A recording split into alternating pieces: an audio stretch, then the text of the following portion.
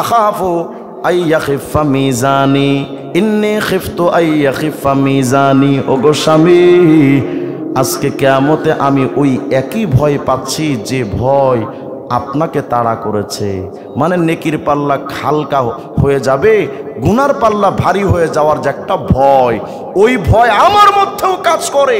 অতএব স্বামী, আপনি আজকে আমাকে যতই বলেন আমি আপনার একটা নেকি দিতে পারবো না, আপনি আমার এখান থেকে চলে যান।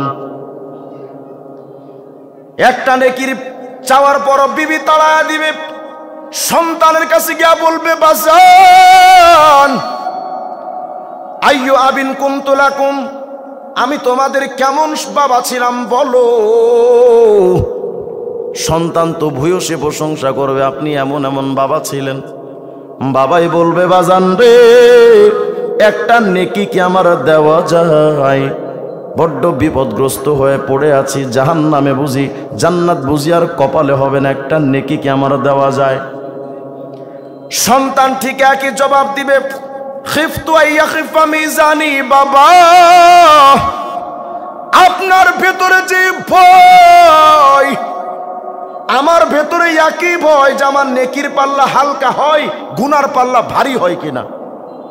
অতএব আপনি যতই চান লাভ হবে না বাজান, আপনি আপনার রাস্তা দেখেন, আমি আমার রাস্তায় বিজি। আল্লাহ বলেন, রে বান্দা, ফাইযা নুফিখা ফিস-সূর ফালা আনসাবা বাইনাহুম, সিংগাই ফুৎকার দিলে বউ তার স্বামীরে চেনে না, বাপ তার সন্তানরে চেনে না, ভাই তার ভাইরে চেনে না, পীর তার মুরিদরে চেনে না। এমনকি হযরত ঈসা নবী বলেন, আল ইয়াউমা লা আসআলুহু ইল্লা নাফসি, আজকে কিয়ামতের ময়দানে আমি ঈসা নবীও কিয়ামতে বলতে থাকবো, নাফসি নাফসি, কে আছরে আমারে বাঁচাও।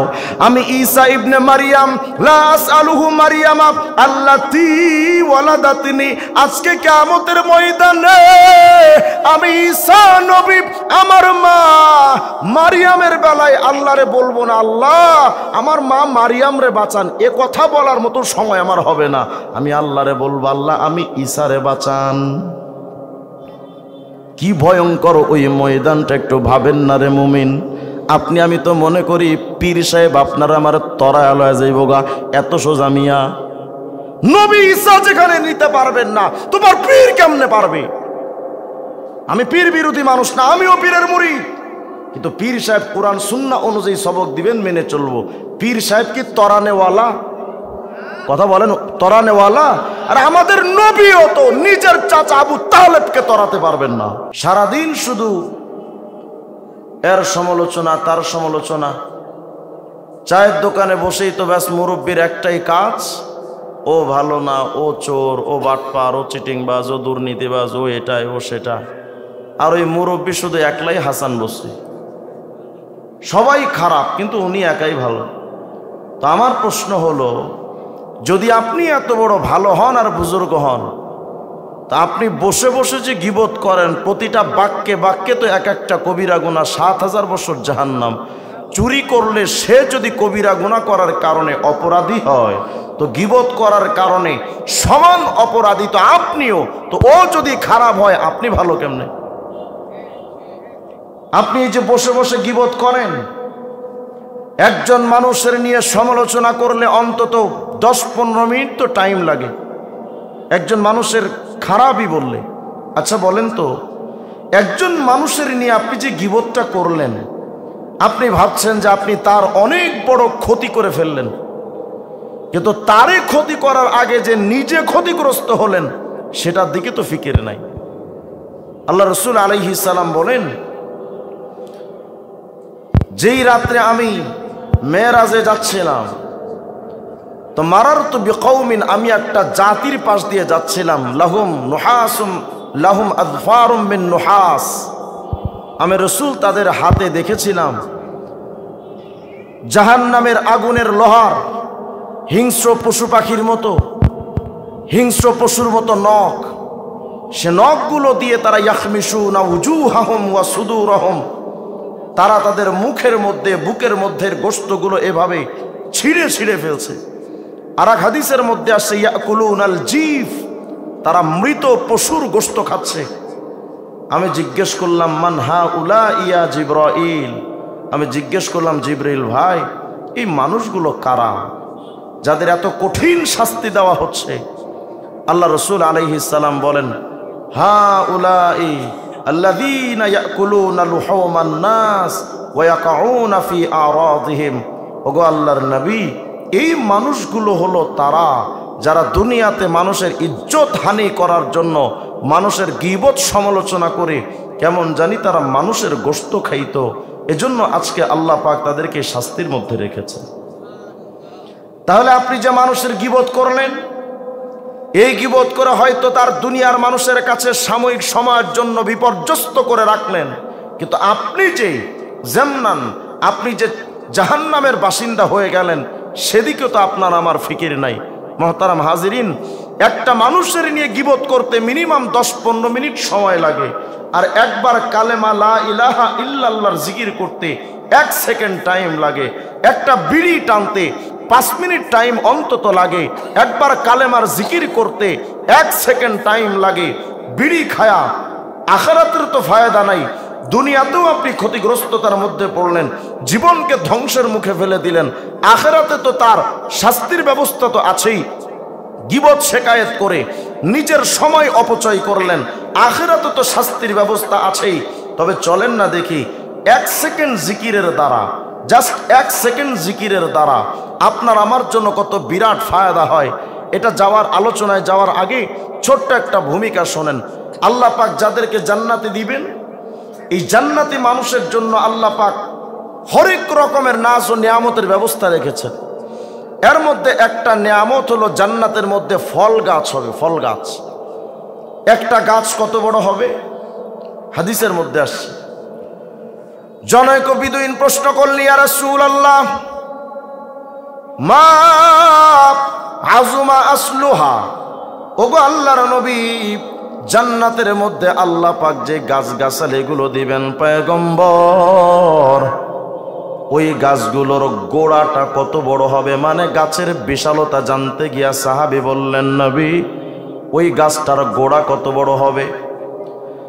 আল্লাহর নবী জবাব দিলেন, সাহাবী, লাউইর তাহালাত জাযাতুম মিন ইবলি আহলিকা মা আহাতাত বিআসলিহা হাত্তা তানকাসিরা তারকুতুহা হারামা।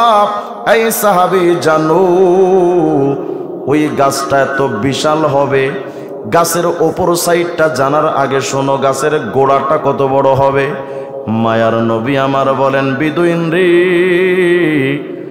যদি 4 বৎসর পার হয়ে 5ম বৎসরে পড়েছে এমন উটনির বাচ্চাটা যদি দৌড়াইতে শুরু করে, ওই উটনির বাচ্চাটা দৌড়াতে দৌড়াতে 4-5 বছর চলে যাবে, 10-20 বৎসর চলে যাবে। ওই উটনির বাচ্চাটার যৌবন বয়সটা পার হয়ে বার্ধক্যে উপনীত হয়ে একদম চূড়ান্ত ধাপে মৃত্যুবরণ করবে। কিন্তু দৌড়ানো যে শুরু করবে, জান্নাতের গাছের এক গোড়া থেকে আরেক পাশ পর্যন্ত যেতে পারবে না। কত বিশাল বড় সেই গাছের গোড়া। হযরত মুজাহিদ বলেন, ওয়া উসুলু শাজারিহা মিন যাহাবি ওয়া ফিদ্দা। জান্নাতি গাছের গোড়ার পুরা এই অংশটা তৈরি হবে স্বর্ণ আর রূপা দিয়ে। কি দামি গাছের গোড়া! এ তো হলো গাছের গোড়ার নমুনা। এবার চলেন তো দেখি ওপরের সাইডটা কেমন হবে। জান্নাতি গাছের ওপরে ছায়ার পথটা তথা এক পাশ থেকে আর এক পাশটা কত বড় হবে। আল্লাহ বলেন, ওয়াজিল্লিম মামদুদ, লম্বা ছায়াওয়ালা গাছ। তার মানে হযরত আমর ইবনে মাইমুন বলেন, অন্তত 500 আলফি আম। যদি কোনো দ্রুতগামী জন্তু বা পশু জান্নাতি গাছের ছায়ার এক প্রান্ত থেকে অপর প্রান্ত পর্যন্ত যদি দৌড়ায়, জান্নাতি গাছের ছায়ার এক পাশ থেকে আরেক পাশ পর্যন্ত যদি পৌঁছাতে চায়, হযরতে আমর ইবনে মাইমুন বলেন, অন্তত দ্রুতগামী পশুর জন্য সময় লাগবে অন্তত 5 লক্ষ বছর। কত বিরাট গাছ হবে! ওয়াসাকুহা মিন যাহাব, এই পুরা গাছের ডালগুলো হবে স্বর্ণ দিয়া তৈরি। ওই গাছের মধ্যে আমরা তো দুনিয়ায় দেখি অন্ধকার রাতে গাছের মধ্যে জোনাকি পোকা আলো ছড়ায়, কি সুন্দর দৃশ্য দেখা যায়। কিন্তু জান্নাতে গাছের মধ্যে কম দামি জোনাকি পোকা থাকবে না। ওয়াফিহা ফারাশুদ যাহাব, ওই জান্নাতে গাছের মধ্যে পোকা থাকবে, যেই পোকা ওটাও স্বর্ণ দিয়া তৈরি। জান্নাতি গাছের মধ্যে যেই ফলগুলো থাকবে, যেই রং কালারগুলো থাকবে, হাদিস আর তাফসীরের কিতাবে অসংখ্য বিস্তারিত আসছে। জান্নাতি গাছের ফল কেমন হবে? জান্নাতি ফল যেই থোকার মধ্যে হবে, ওয়াল উনকুদ ইসনা আশারা দিরা, জান্নাতে গাছের ফলের যে থোকাটা থাকবে এটা অন্তত 12 গজ লম্বা। কাআন্না সামারাহা আল খিলাল, জান্নাতে গাছের ফল এক একটা হবে ডিব্বার মতো মোটা। এত চমৎকার দেখতে সেই গাছের ফলগুলো হবে। এক একটা ফলের মধ্যে কেমন কালার হবে আল্লাহ পাক বলেন, ওয়া ফাকিহাতিন কাসীরা, আই ইনদাহুম মিনাল ফাওয়াকিহিল কাসীরাতিল মুতানাওয়িয়াতি মিনাল আলওয়ান মা লা আইনুন রাআত ওয়ালা উযুনুন সামিআত ওয়ালা খাতারা আলা কলবি বাশার। তাফসীরের কিতাবে আসছে ওই জান্নাতে গাছের ফলগুলোর মধ্যে হরেক রকমের কালার হবে। দেখতে এতটা সুন্দর, পৃথিবীর কোনো চোখ এত সুন্দর ফলের কালার জীবনে দেখে নাই, কোনো অন্তর সেটা ভাবে নাই, কোনো কান সেটার বর্ণনা জীবনে শোনে নাই। আর এক বর্ণনায় আসছে, ফিহা সাবউনা লাউনাম মিনাত তাআম লা ইউশবিহু লাউনুন লাউনান আখার, জান্নাতি গাছের ফলের মধ্যে কালার হবে অন্তত 70 প্রকার কালার। একটা কালার আর একটা কালারের সাথে কোনো সাদৃশ্যতা থাকবে না, এক একটা কালার এক এক রকম। 70 প্রকার কালার হবে জান্নাতি ফলের ভেতরে। ওই গাছের মধ্যে যে ফলগুলো হবে, আসাদ্দ বায়াদাম মিনাল লাবান, দুধের চাইতেও সাদা। আসাদ্দ বায়াদাম মিনাল লাবান, দুধের চাইতে সাদা। ওয়া আহলা মিনাল আসাল, মধুর চাইতে আরো মিষ্টি।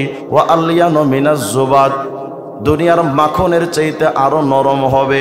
আন্দাজ করেন তো সেই ফলগুলো কত চমৎকার চমৎকার ফল। আল্লাহকে জিজ্ঞেস করেন, আল্লাহ এত বড় গাছ বানাইছো, ওই গাছের মধ্যে যে ফল দিবেন এত চমৎকার চমৎকার ফল, আল্লাহ কতগুলো ফল দিবেন কোন? আল্লাহ বলেন ওয়া ফাকিহাতিন কাসীরা, অনেক ফল দিব। আল্লাহ যেখানে বলেন অনেক ফল, তাহলে কল্পনা করেন কত ফল হতে পারে। আল্লাহ বলেন অনেক ফল দিব, তো আল্লাহরে জিগান আল্লাহ তো খাবো কোনটা? এত ফল কোনটা রাইখা কোনটা খাবো? আল্লাহ বলেন ওয়া ফাকিহাতিম মিম্মা ইয়াতাখায়্যারুন, যেই ফলটা মনে চাই তুমি সেটাই খাইবা। আল্লাহ যদি আমি ফল খাইতে যাই, যদি কেউ বাধা দেয়, আল্লাহ বলেন ওয়ালা মামনুআ, কেউ তোমারই বাধা দিবে না। আইলা ইয়ামনাউহু আলাইহিম শাইউম বিকুদরাতিল্লাহি শাই, কোন জিনিস ওই ফল খাইতে কোনো জান্নাতীরে বাধা দিতে পারবে না, প্রতিবন্ধকতা হবে না। আল্লাহ যদি কাটা থাকে, আল্লাহ যদি ওই গাছের মধ্যে কাটা থাকে, বলে না না, লা ফিহা শাউকুন ওয়ালা বাউদা, ওই জান্নাতি গাছের ফলের মধ্যে গাছের মধ্যে কোনো কাটা থাকবে না, তোমার থেকে অনেক দূরেও থাকবে না। তো আল্লাহ যদি ওই এত ফল যদি আমি সারা জীবন খেতে থাকি, তো এক সময় তো ফল শেষ হয়ে যেতে পারে। আল্লাহ বলেন না রে বান্দা, লা মাকতুআ আই লা তানকাতিউ শিতাআ ওয়ালা সাইফা, আমাদের যুগে দুনিয়ায় তো শীতকালে গাছে ফল থাকে, অনেক সময় গরমকালেও ফল থাকে, সিজন ওয়ারি ফল থাকে।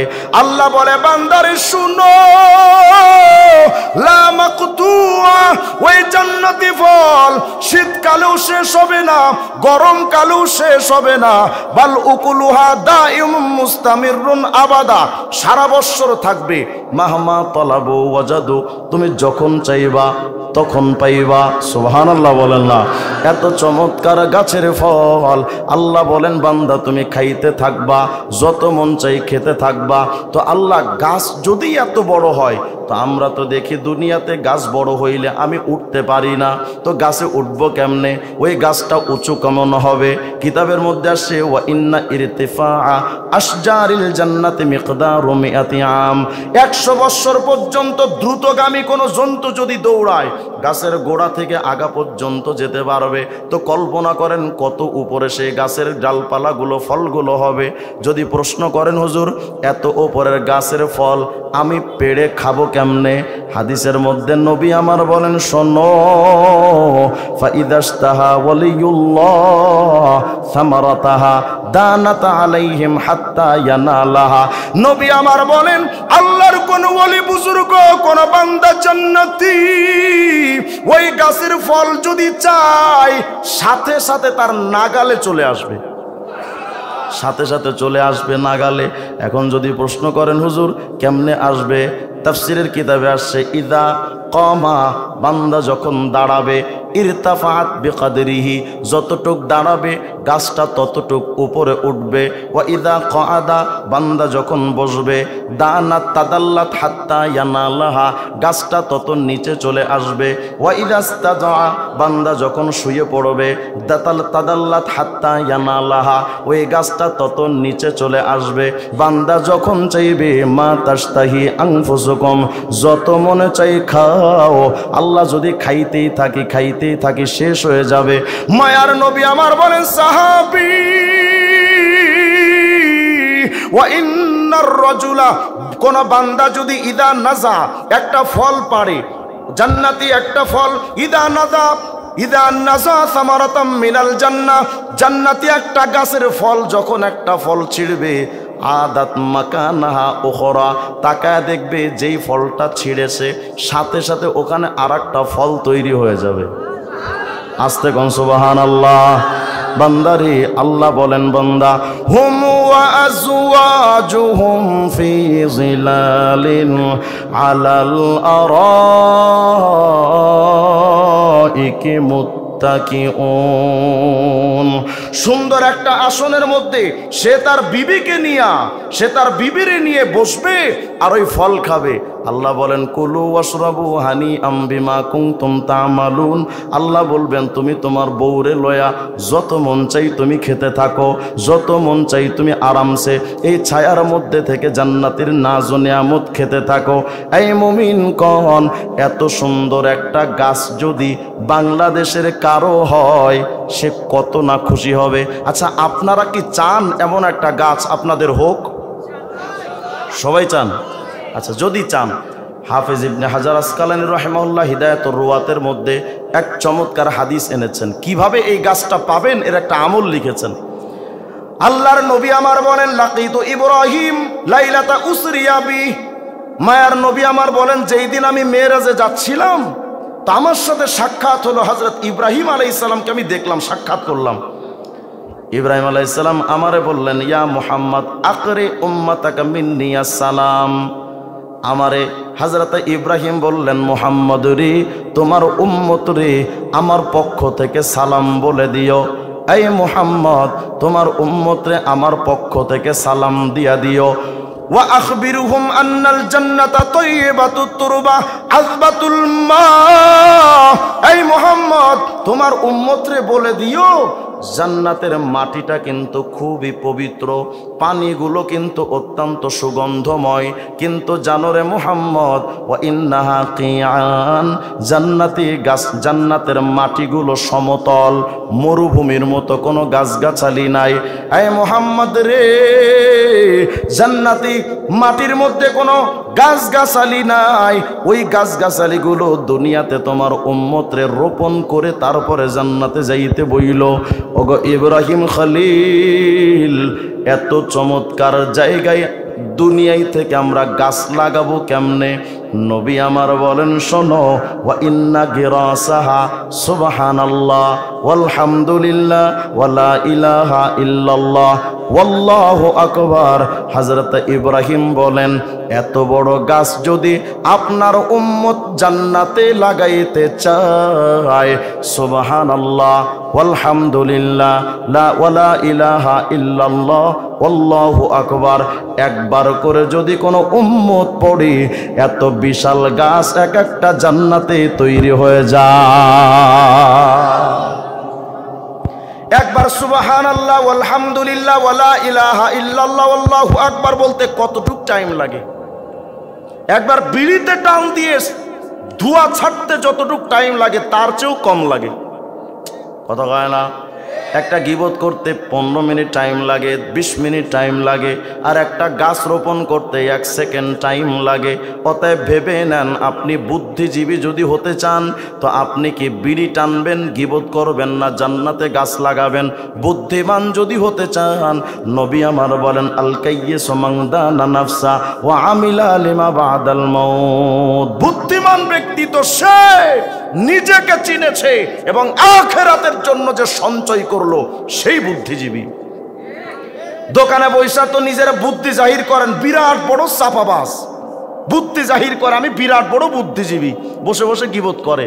আর একজন বান্দা মুরব্বী মসজিদে বৈশা জিকির করে, নবীর ভাষায় গীবত করনেওয়ালা বড় বোকা, আর ওই মসজিদে বৈশা জিকির করনেওয়ালা মুরব্বী বড় বুদ্ধিমান। এটা তো গেলে একবার সুবহানাল্লাহ আলহামদুলিল্লাহ ওয়ালা ইলাহা ইল্লাল্লাহ আল্লাহু আকবার।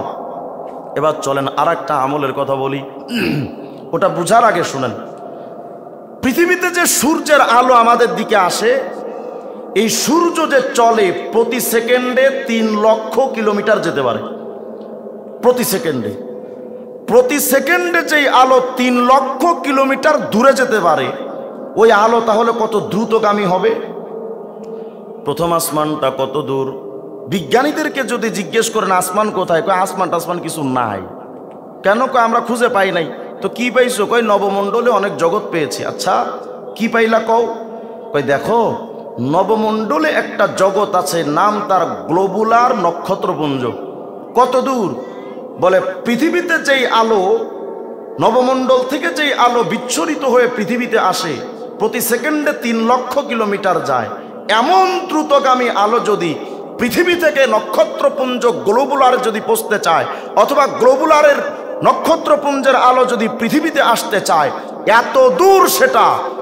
আসমান তো আরো উপরে, কিন্তু গ্লোবুলার নক্ষত্রপুঞ্জটা এত দূর, তার আলো যদি পৃথিবীতে আসতে চায় প্রতি সেকেন্ডে 3 লক্ষ কিলোমিটার আসবে, তবুও সময় লাগবে অন্তত 12,400 কোটি বছর। কত দূর সেই নক্ষত্রপুঞ্জ? এরপরে মহাশূন্যের উপরে আসমান তো কত দূর, তা তো হিসাব করা সম্ভব না আমাদের এই জেহেন দিয়া। প্রথম আসমান, দ্বিতীয় আসমান, তৃতীয় আসমান, এভাবে করে সপ্তম আসমান। এরপরে আল্লাহ পাকের কুরসি, মাঝখানে আবার এত বিরাট বিরাট জগৎ তো খালি। কুরসির উপরে বিরাট এক সমুদ্র, এর উপরে আল্লাহর আরশে আজিম। ওই আরশে আজিমের নিচে সিদরাতুল মুনতাহায় হযরত জিবরিল আমিন বসা। তাফসিরে কুরতুবির মধ্যে 9 নম্বর খণ্ডের 95 নম্বর পৃষ্ঠায় আসছে, হযরত জিবরাইল ওই সিদরাতুল মুনতাহায় বসা। আর ইউসুফ আলাইহিস সালাম নবীকে তার ভাইয়েরা কূপের মধ্যে ফেলে দিয়েছে। তো ইউসুফ আলাইহিস সালামকে যখন কূপে ফেলে দেওয়া হয়, তো তার ভাইয়েরা শরীরের মধ্যে রশি টসি পেঁচায়া এরপরে ফেলছিল, যেন ইউসুফ টাস করে পড়ে আঘাতপ্রাপ্ত না হয়। কিন্তু ইউসুফ আলাইহিস সালামের একজন ভাই ছিল, নাম তার শামউন। ইমামে কুরতুবী রাহিমাহুল্লাহ লিখেছেন, ওয়া ইন্না শামউন হুয়াল্লাযী কাতাআল হাবলা ইরাদাতা আইয়ালতাফিতা আলা সখরা। শামউন ইউসুফ আলাইহিস সালামের সেই রশিটা কেটে দিছিল। কেন? যেন ইউসুফ আলাইহিস সালাম কূপের মধ্যে পাথরের উপরে টাস করে পড়ে যায়, রশিটা কেটে দিল। তো ইউসুফ আলাইহিস সালাম কূপের নিচে পাথরে পড়ে যাবেন ভাব। জিবরাইল আলাইহিস সালাম তখনও সিদরাতুল মুনতাহার বড়ই গাছটার নিচে বসা, কত উপরে সেটা। আল্লাহ পাক ফাআওহাল্লাহু ইলাইহি ইয়া জিবরাইল আদরিকা আবদি। আল্লাহ ওই সময় ওহী নাজিল করলেন জিবরিল আলাইহিস সালামের কাছে, জিবরাইল আমার ইউসুফ তো পড়ে যাবে, পাথরে আঘাতপ্রাপ্ত হবে। জিবরাইল আমার ইউসুফ রে বাঁচাও, রক্ষা করো। কিভাবে করবা তুমি ভালো জানো। চোখের এক পলকেই পড়ে যাবেন হযরত ইউসুফ। আর জিব্রাইল তখন সিদরাতুল মুনতাহা আরশের নিচে। কল্পনা করেন তো কত দূর। শুধু দুনিয়ার গতিটা যদি হিসাব করেন, গ্লোবুলার নক্ষত্রপুঞ্জেই যেতে 12,400 কোটি বছর লাগে, তো সিদরাতুল মুনতাহা থেকে আসতে কত হাজার কোটি বছর লাগা দরকার। হযরত জিব্রাইল ওখানে বসা। আল্লাহ যখন আদেশ দিলেন, জিব্রাইল বলেন ফাআসরাতু ওয়াহাবাতু, আমি দ্রুত গতিতে নিচে নামা শুরু করে দিলাম।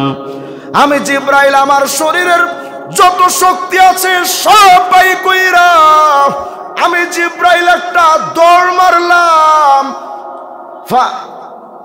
ফারাস্তুহু বাইনার রামি ওয়াল লুকু ফাআকাতুহু আলা সখরাতি সালিমা।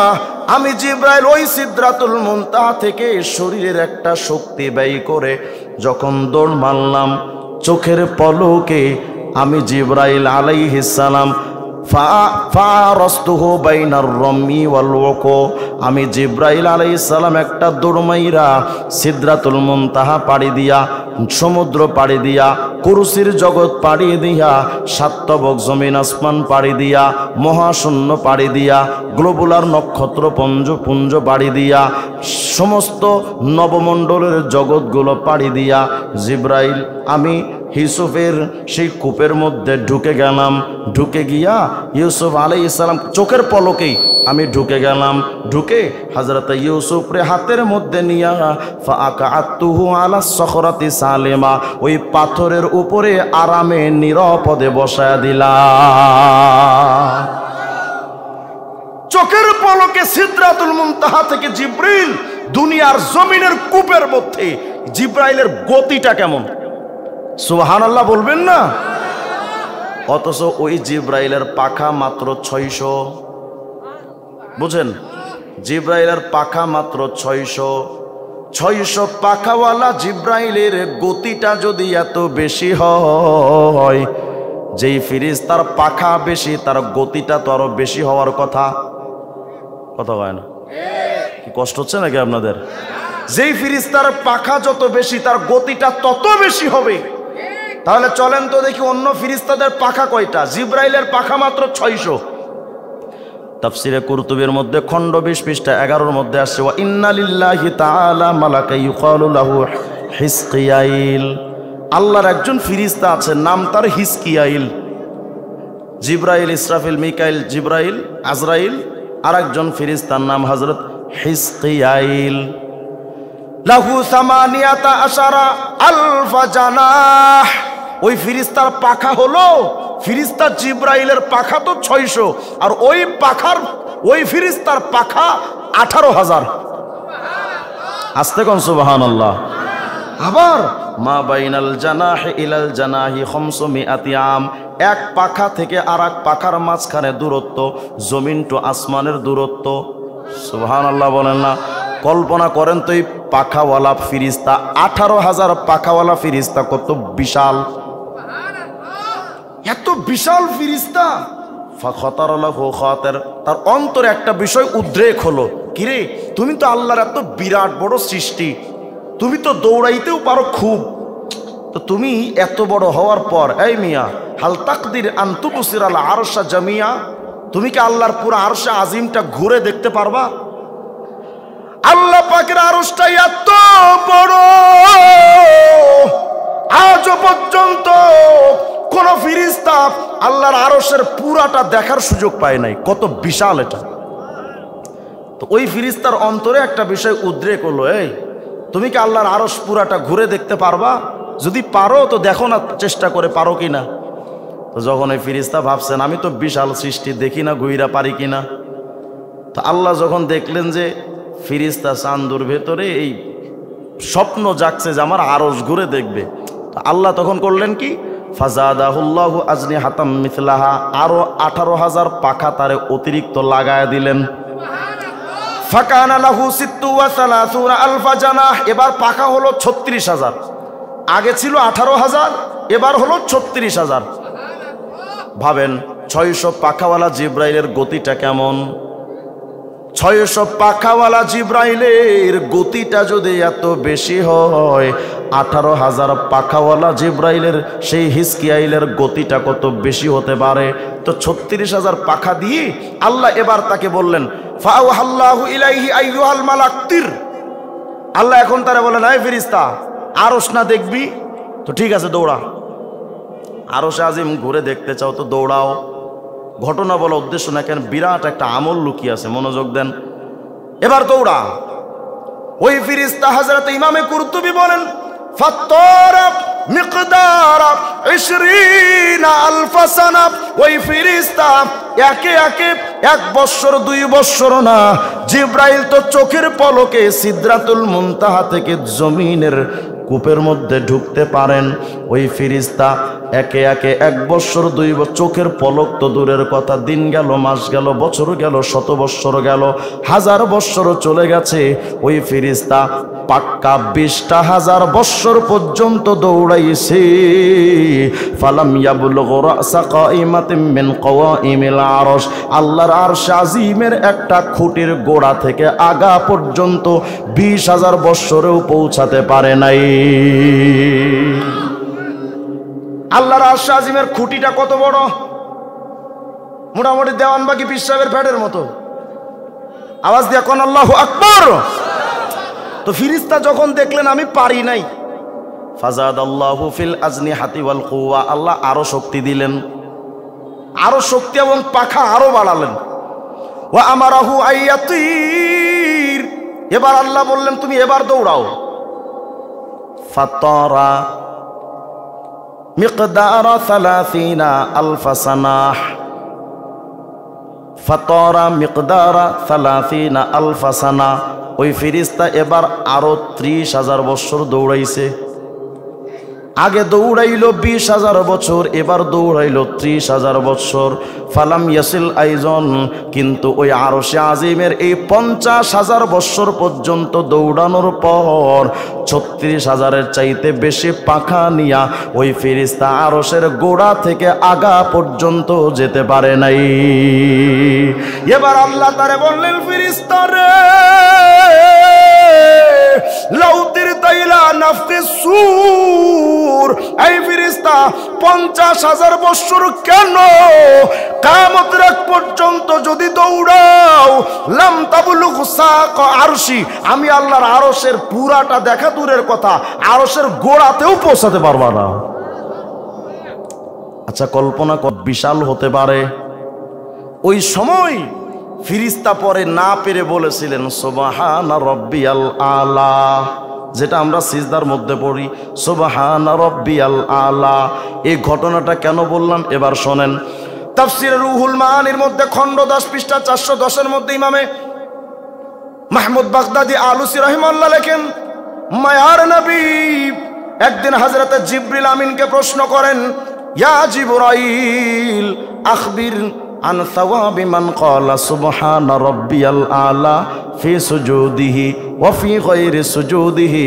ওরে জিবরাইল রে, যদি আল্লাহর কোনো বান্দা ওই হিজকিয়াইল বা মিকাইল যে তসবিহটা পড়েছিল সুবহানা রাব্বিয়াল আলা, জিবরাইল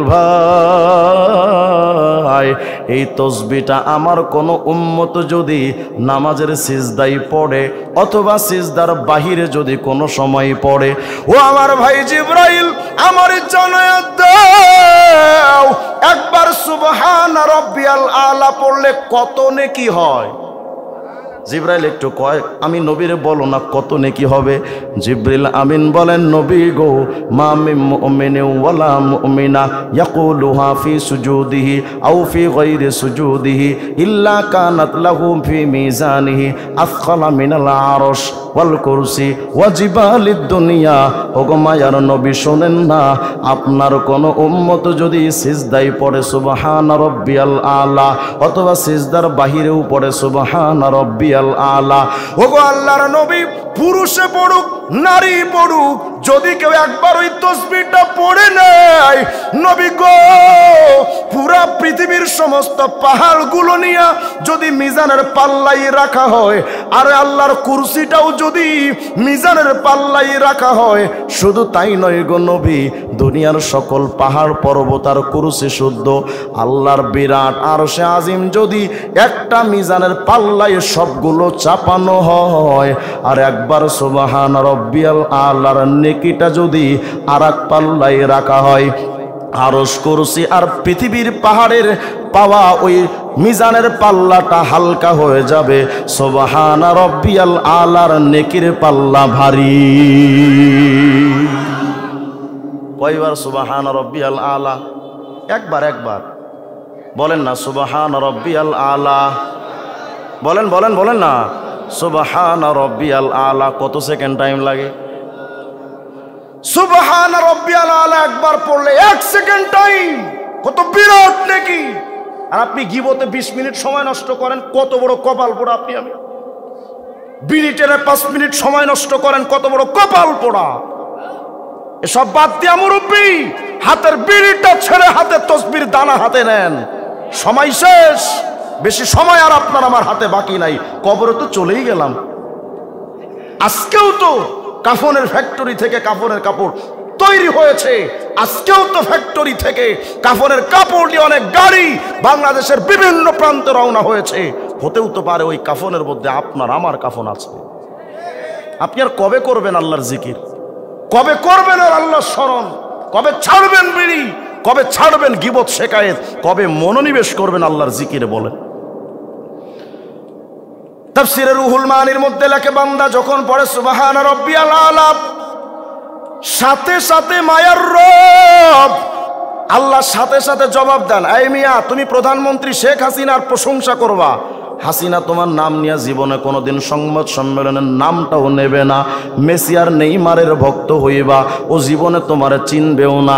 আল্লাহ বলেন, বান্দারে যদি তুমি আমি আল্লাহর নামে স্মরণ করো, ফাযকুরুনি আযকুরুকুম, আমি আল্লাহ তোমার স্মরণ করব। দেখেন, যদি কোনো বান্দা সিজদাই পড়ে সুবহান রাব্বিয়াল আলা, সিজদার বাহিরে যদি পড়ে সুবহান রাব্বিয়াল আলা, সাথে সাথে আল্লাহ ওই বান্দাকে জবাব দেন, এই ফেরেশতা শোনো, সাদাকা আব্দি, আমার বান্দা দেখো সত্য কথা বলছে। কেন?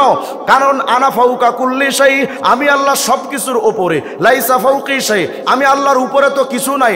এই ফেরেশতা, আমার যে বান্দা আমারে দেখে নাই, আমার যে বান্দা আমি আল্লাহকে কোনোদিন অনুভবটাও করতে পারে নাই, চর্মচক্ষু দিয়ে আমি আল্লাহরেও দেখে নাই, এরপরও আমার বান্দা যখন আমি আল্লাহর ব্যাপারে একবার পড়ল সুবহান রাব্বিয়াল আলা, ইশহাদু ইয়া মালাইকাতি কদ ইন্নী কদ গফ আন্নী কদ গফারতু লি আবদি, ফেরেশতারা সাক্ষী থাক, আমার এই বান্দার জিন্দেগির গুনাহ আমি মাফ করে দিলাম। ওয়া আদখালতুহু জান্নাতি, আর এই বান্দারে আমি আল্লাহ জান্নাতে ঢুকাবো। আরেকটু পরে আসছি, আরেক তাফসীরে আসছে এই সুবহান রাব্বিয়াল আলা শব্দটা সর্বপ্রথম পড়েছিলেন হযরত মিকাইল। বিরাট এক লম্বা ইতিহাস আছে, সেদিকে যাওয়ার সুযোগ নেই। তো আল্লাহ পাক যখন দেখেন এই বান্দা মারা গেছে, দুনিয়াতে যেই বান্দা পড়েছিল সুবহান রাব্বিয়াল আলা, একবার পড়েছিল, ওই বান্দা ফাইদা মাতা, বান্দা যখন মারা যায়, জারাহু মিকাইল, ওই ফেরেশতার সাথে মিকাইল ফেরেশতা সাক্ষাৎ করেন কুল্লা ইয়াউমিল কিয়ামা, কিয়ামতের দিন ওই ফেরেশতা ওই বান্দার সাথে মিকাইল ফেরেশতা দেখা করবেন। করে কি করবেন? হামালাহু আলা জানাহিহি, মিকাইল তার কাঁধের উপরে, তার ডানার উপরে ওই বান্দাকে উঠায় নেবেন কিয়ামতের দিন। উঠায়া ফায়ুকিফুহু বাইনা ইয়াদাইল্লাহ, আল্লাহর সামনে ওই বান্দাকে দাঁড় করাবেন। সুবহানাল্লাহ বলেন না? মিকাইল ফেরেশতা বান্দারে দাঁড় করায় আল্লাহরে বলবেন, ও গো রব, ইয়া রব শাফিনি ফি, আমি এই তোমার এই বান্দার ব্যাপারে সুপারিশ করতে আসছি। আল্লাহ, তোমার এই বান্দা দুনিয়াতে সুবহান রব্বিয়াল আলা পড়ছিল, আল্লাহ এই বান্দার ব্যাপারে সুপারিশ করতে আসছি, আপনি আমার সুপারিশটা কবুল করেন। আল্লাহর সাথে সাথে জবাব দেন, শাফাতুকা ফিহি, এই বান্দা, এই ফেরেশতা জিবরাইল রে, ফেরেশতা মিকাইল রে, তোমার সুপারিশটা আমি কবুল করলাম। এখন তোমার সামনে একটা মাত্র কাজ, ইযহাব বিহি ইলাল জান্নাহ, আমার বান্দারে নিয়ে আমি আল্লাহর জান্নাতে ঢুকায়া দাও। একবার সুবহান রাব্বিয়াল আলা। আমরা হয়তো অনেকে ভাবি যে এই তাসবিহটা শুধু সিজদায় পড়া যায়, বাহিরে মনে হয় পড়া যায় না। না, সব সময় পড়তে পারে না। দুনিয়ার মানুষ কিয়ামতের ময়দানে একটা নেকির জন্য কত হাহাকার, সবাই একটা নেকির জন্য হাহাকার করে বেড়াবে, কেউ একটা নেকি দেবে না বাজান। এক ইমামে কুরতুবী রহমতুল্লাহ আলাইহি তার কিতাবুত তাযকিরার মধ্যে লিখেছেন, কিয়ামতে এক বান্দার নেকি আর খারাপই সমান সমান, নেকিও যেমন গুনাহও তেমন। আল্লাহ তারে বলবেন, বান্দা জান্নাতে তো দিতে চায়, জান্নাতে যেতে গেলে তো তোমার একটা নেকি দরকার, নইলে নেকির পাল্লা ভারী না হলে জান্নাতে দিব কেমনে? তো বান্দা একটা কাজ কর, তোর আপনজন যারা দুনিয়াতে ছিল তাদের কাছ থেকে একটা নেকি নিয়ে আসো তো দেখি। বান্দা করে একটা নেকির খোঁজে যাবে বাপের কাছে, মায়ের কাছে, বিবির কাছে, বোর কাছে গিয়া বলবেন, বিবি আইয়ুবা আলিন কুনতুলাক, আমি তোমার কেমন স্বামী ছিলাম। বিবি তারা ভূয়সী প্রশংসা করবে, আরে আপনি আমার এত সুন্দর ভালো স্বামী ছিলেন, সারা দিন রাত আমার পিছনে পিছনে ঘুরতেন, আমি যা কইতাম তাই শুনতেন, কত ভালো স্বামী না আপনি ছিলেন। তো স্বামী ওই সময় বলবে, বিবি রে, অনেক কিছুই না তোমার জন্য করলাম, কিন্তু আজকে কিয়ামতে আমার জন্য ছোট্ট একটা কাজ কি করতে পারবা? কি কাজ? আয় বেবি, একটা নেকির কারণে আমি আজকে জান্নাতে ঢুকতে পারি না। ইন্নী আহতাজু ইলাইকি আন তুতিয়ানি হাসানাতান ওয়াহিদা, বিবিরে আমি তোমার কাছে আসছি, তুমি আমারে একটা নেকি দাও তো আমি জান্নাতে ঢুকে যাব। বিবি তখন জবাব দিবে, মা আইসারা মা তলাবতা, ও গো স্বামী, কত সহজে না আপনি চেয়ে বসলেন, কি সহজ ভাষায় বলে দিলেন একটা নেকি দাও আর আমি আপনার দিয়া দিব, কত সহজ না আপনি বললেন। কিন্তু স্বামী জানেন, ইন্নী আখাফু আইয়াখিফা মিজানি, ইন্নী খিফতু আইয়াখিফা মিজানি, ও গো স্বামী, আজকে কিয়ামতে আমি ওই একই ভয় পাচ্ছি যে ভয় আপনাকে তাড়া করেছে। মানে নেকির পাল্লা হালকা হয়ে যাবে, গুনার পাল্লা ভারী হয়ে যাওয়ার যে একটা ভয়, ওই ভয় আমার মধ্যেও কাজ করে। অতএব স্বামী, আপনি আজকে আমাকে যতই বলেন আমি আপনার একটা নেকি দিতে পারবো না, আপনি আমার এখান থেকে চলে যান। একটা নেকির চাওয়ার পর বিবি তাড়া দিবে, সন্তানের কাছে গিয়া বলবে, বাজান আইয়ু আবিন কুনতুলাকুম, আমি তোমাদের কেমন বাবা ছিলাম বলো। সন্তান তো ভূয়সী প্রশংসা করবে, আপনি এমন এমন বাবা ছিলেন। বাবাই বলবে, বাজান রে, একটা নেকি কি আমার দেওয়া যায়? বড্ড বিপদগ্রস্ত হয়ে পড়ে আছি, জাহান্নামে বুঝি, জান্নাত বুঝি আর কপালে হবে না, একটা নেকি কি আমার দেওয়া যায়? সন্তান ঠিক একই জবাব দিবে, খিফতু আইয়াখিফা মিজানি, বাবা আপনার ভেতরে যে ভয়, আমার ভেতরে একই ভয় যে আমার নেকির পাল্লা হালকা হয়, গুনার পাল্লা ভারী হয় কিনা। অতএব আপনি যতই চান লাভ হবে না বাজান, আপনি আপনার রাস্তা দেখেন, আমি আমার রাস্তায় বিজি। আল্লাহ বলেন, রে বান্দা, ফাইযা নুফিখা ফিস-সূর ফালা আনসাবা বাইনাহুম, সিংগায় ফুৎকার দিলে বউ তার স্বামীরে চেনে না, বাপ তার সন্তানরে চেনে না, ভাই তার ভাইরে চেনে না, পীর তার মুরিদরে চেনে না। এমনকি হযরতে ঈসা নবী বলেন, আল ইয়াউমা লা আসআলুহু ইল্লা নাফসি, আজকে কিয়ামতের ময়দানে আমি ঈসা নবীও কিয়ামতে বলতে থাকবো, নাফসি নাফসি, কে আছরে আমারে বাঁচাও। আমি ঈসা ইবনে মারিয়াম, লা আসআলুহু মারিয়ামা আল্লাতী ওয়ালাদাতনি, আজকে কিয়ামতের ময়দানে আমি ঈসা নবী আমার মা মারিয়ামের বেলায় আল্লাহরে বলবো না, আল্লাহ আমার মা মারিয়াম রে বাঁচান, এ কথা বলার মতো সময় আমার হবে না। আমি আল্লাহরে বলবো, আল্লাহ আমি ঈসারে বাঁচান। কি ভয়ঙ্কর ওই ময়দানটা, একটু ভাবেন না রে মুমিন। আপনি আমি তো মনে করি পীর সাহেব আপনারা আমার তরায় লয়ে যাইবগা, এত সোজা মিয়া। নবী ঈসা যেখানে নিতে পারবেন না, তোমার পীর কেমনে পারবে? আমি পীর বিরোধী মানুষ না, আমিও পীরের মুরিদ, কিন্তু পীর সাহেব কোরআন সুন্নাহ অনুযায়ী সবক দিবেন, মেনে চলবো। পীর সাহেব কি তরানেওয়ালা? কথা বলেন, তরানেওয়ালা? আর আমাদের নবীও তো নিজের চাচা আবু তালেবকে তরাতে পারবেন না।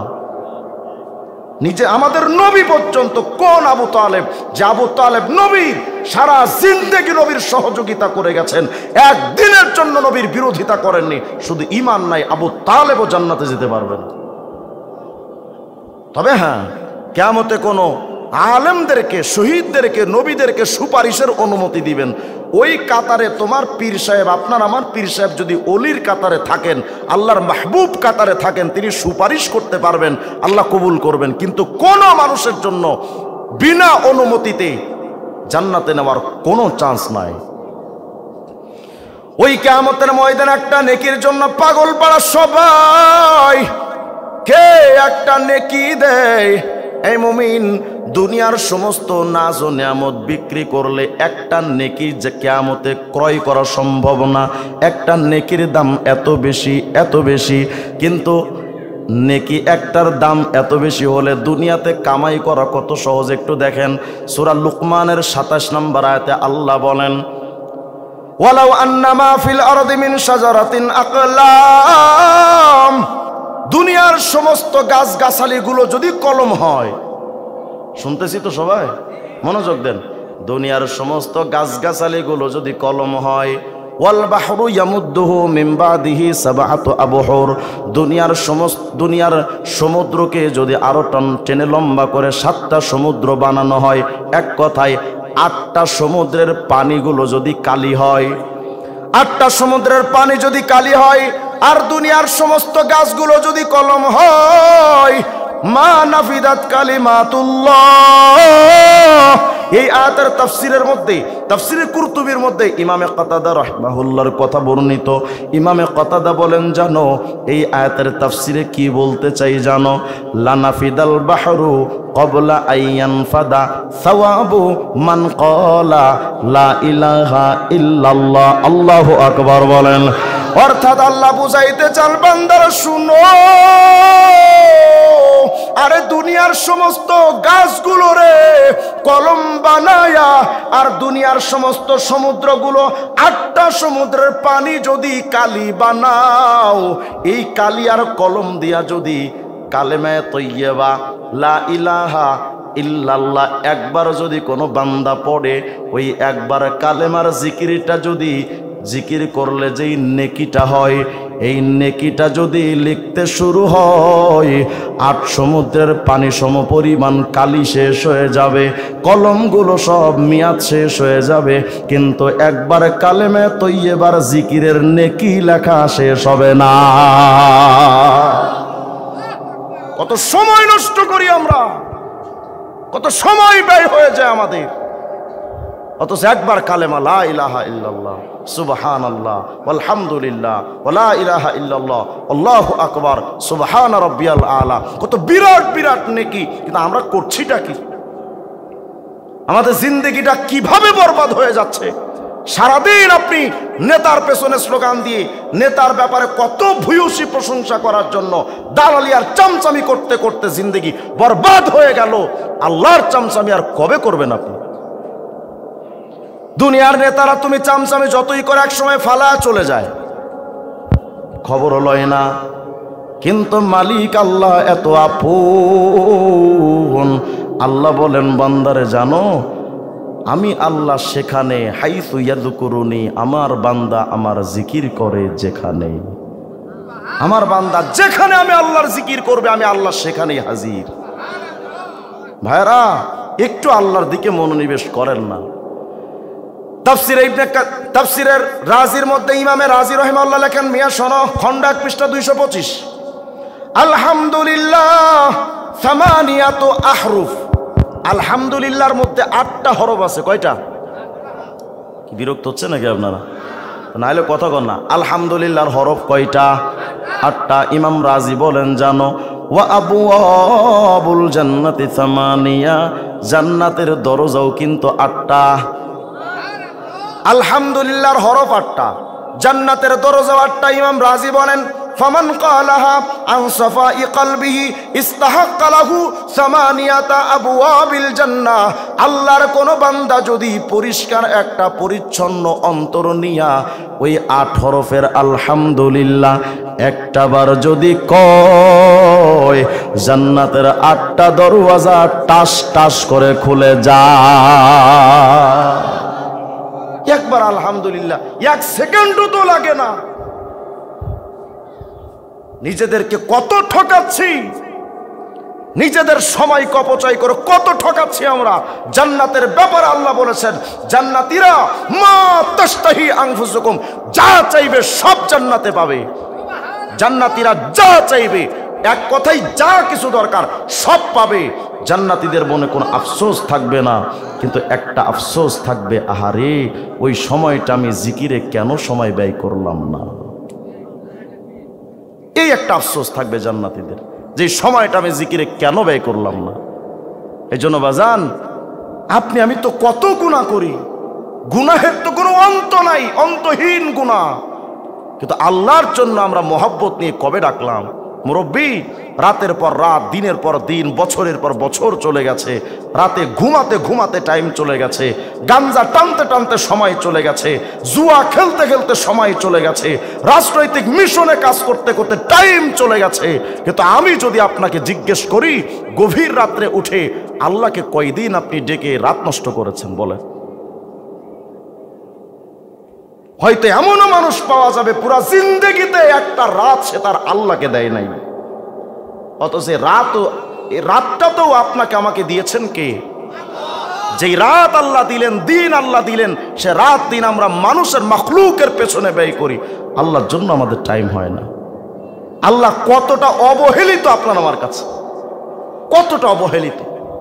অথচ এই চোখ দুটো বন্ধ হলে আল্লাহ ছাড়া কি আছে আপনার আমার? অতএব ভাইরা, আল্লাহর দিকে একটু মনোনিবেশ করেন, আল্লাহর দিকে একটু মনোনিবেশ করেন। আর একটা আমলের সবক দিই। আল কাউলুল বাদী এর মধ্যে ইমাম সাখাবী রাহিমাহুল্লাহ লিখেছেন, শোনো,